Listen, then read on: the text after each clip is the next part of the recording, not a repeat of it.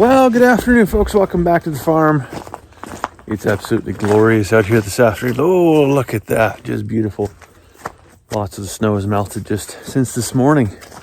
Anyways, I'm on my way to the barn to dish out some of this Solvet VitaFirst Care. It's ADE and selenium. And I got a question for the other producers out there. Do you give this? Do you give this particular?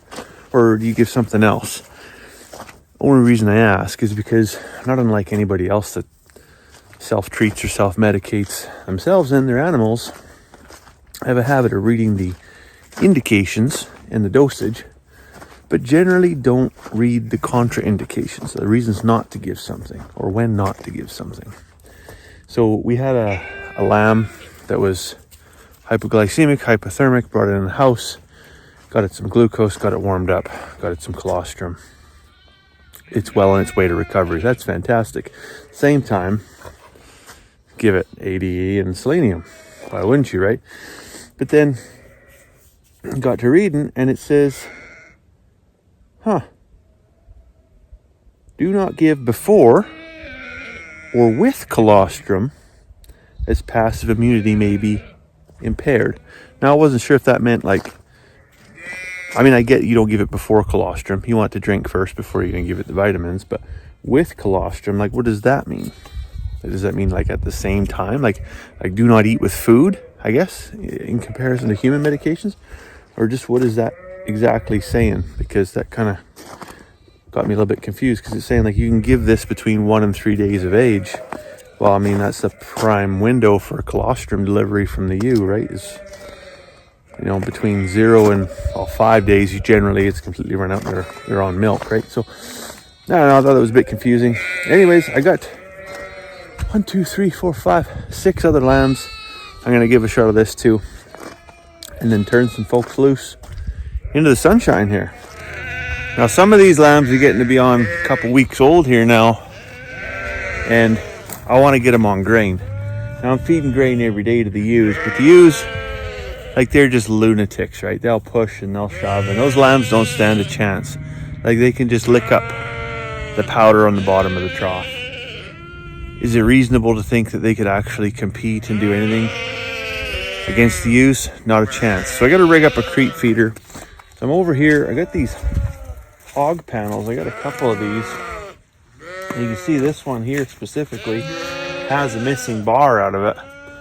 So 2-week-old lamb is going to fit through there no problem. 150-pound ewe might get her head stuck in there. So anyways, I'm going to take this up to the barn, and I've got those 7-foot panels. This should fit just perfectly. I should be able to drop some pins in on the bottom, and then on the top I'll just use either chain or a heavy-duty zip tie, or I'll probably use some chain in case the ewe gets her head stuck in there and starts pulling backwards. But that should allow the lambs to hop through there, nibble on some hammer milled grain, and set them up for success here. So this hog panel is just a little bit wider than the pens I've made, but I think because the panels are 7.5 feet, I'm sure this is probably 8 feet, but to have it be out just a touch, 3 inches on either side, I don't think that's a big deal. So anyways, I'm going to take, what do I got here? Got some lag bolts. I'm going to drop through the bottom into the pockets, down there of course. And then I got some zip ties just for the top. I'll see how much pressure they put on it. If I guys got to wrap some chain or even some baler wire or something like that around it, a guy can do that too. So just quick and dirty, you can see that's a setup. It took all of about the same amount of time to drag that panel up across the yard and retrieve a couple zip ties and 2 leg bolts from the shop. And we got ourselves a fantastic little creep feeder.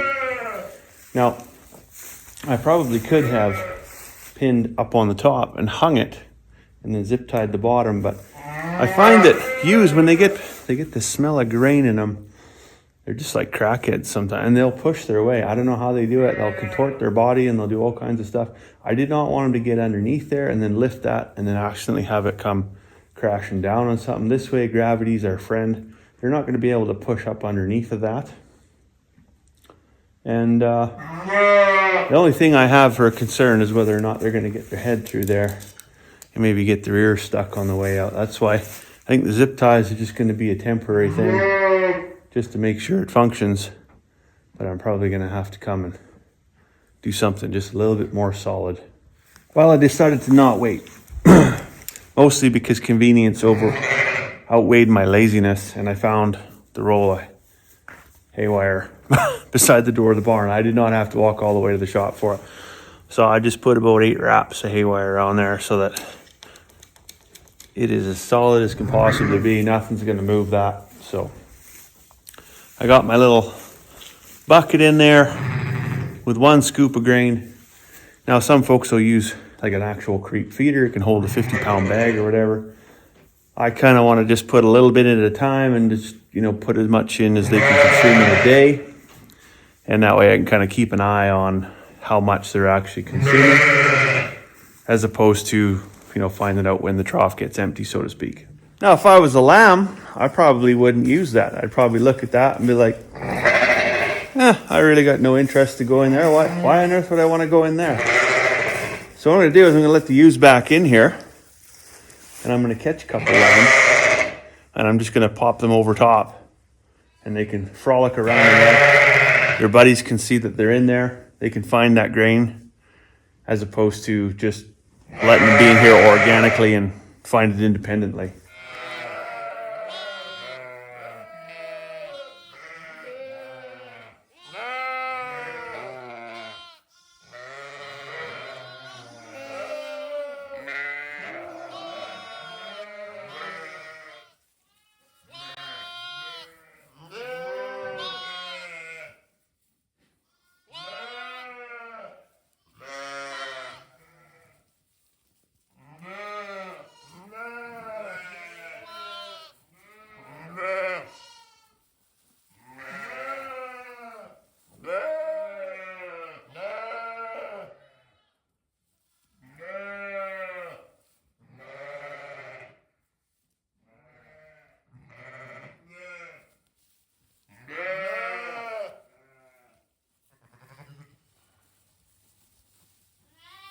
So I'm trying to reintroduce this little lamb back to its mama here.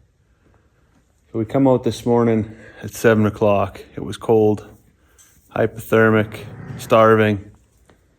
Brought it in the house, put it in the warming box, basically a laundry basket with a heat lamp over it. got some pancake syrup and some colostrum into it. Give it 3 bottles, made sure it was back on the right track, and then just in those few hours, try to reintroduce it here, and Mom's already forgot who it is. So I was able to find the afterbirth in the pen there, underneath the straw, and I just loosely tied it around the lamb's neck.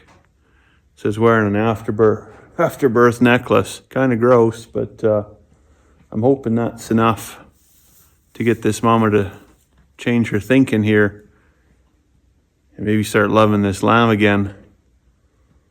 That's always the risk you take when you separate them. I mean, you have to intervene at some point in time so that they don't die of starvation or die of hypothermia.